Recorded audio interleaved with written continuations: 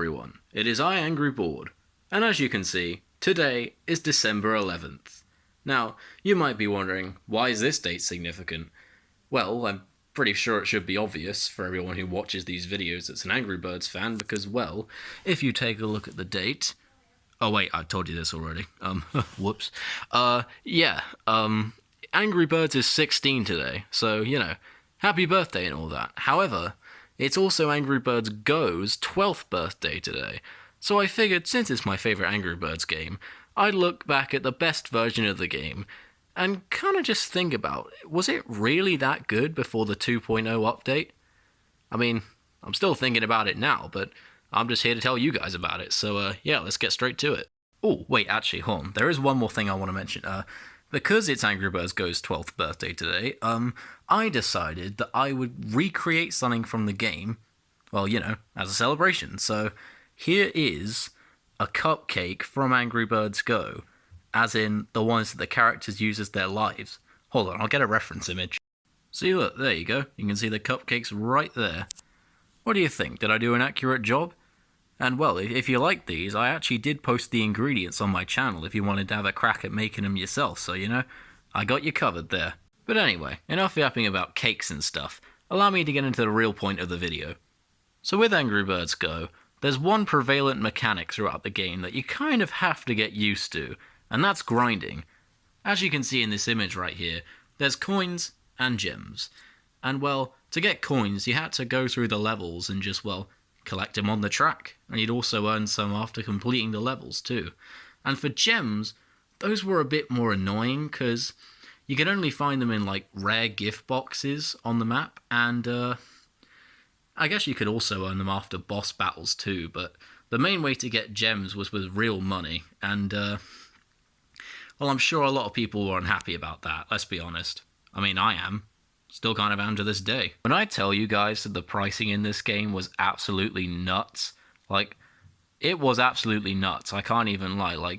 I don't really have an image for it, but they sold, Red's car from Speedway, as in the one that he's in with this telepod right here, for $50.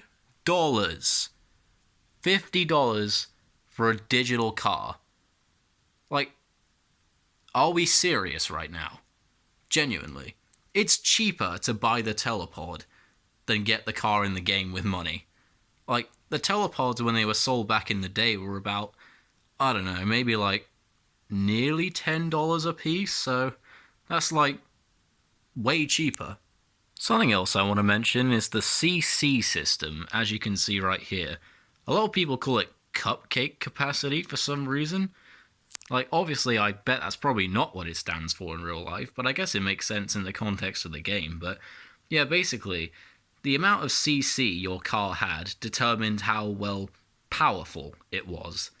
And to be honest, it was kind of an annoying system, because, even if you were I don't know, you had this amount of CC as you see on the screen, 243, and your opponent had I don't know, let's say 248, you're still more likely to lose, even though you're only a few points behind, which is kind of ridiculous, as you can imagine. Now, one positive thing I do want to say about the game is the music.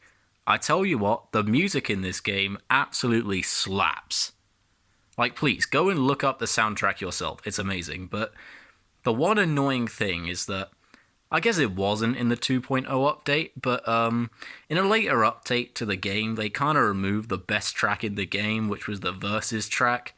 It's really sad. That's my favorite piece of music in the entire soundtrack, but yeah, anyway, I just wanted to get that out of the way. I really like the music in this game. While we're on the topic of things getting removed before the 2.0 update, let's talk about Mechanic Pig.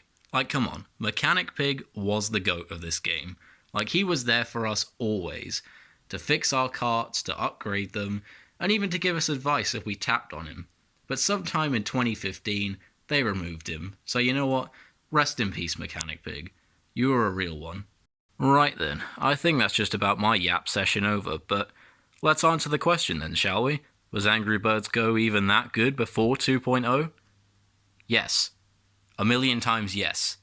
Even though a few things got removed along the way, the one thing that I think killed Angry Birds Go was the 2.0 update. Because let's be honest, I don't even have to explain the stuff they did to the game with that update that made it so bad.